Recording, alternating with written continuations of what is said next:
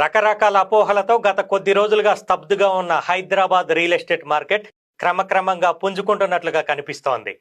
Real estate మీద ఉన్న నీలి నీడలను పటాపంచలు చేస్తూ రిజిస్ట్రేషన్లతో ఒక్కరోజే 100 కోట్ల ఆదాయంతో తెలంగాణలో స్టాంపులు రిజిస్ట్రేషన్ల శాఖకు శనివారం కాసుల వర్షం కురిసింది.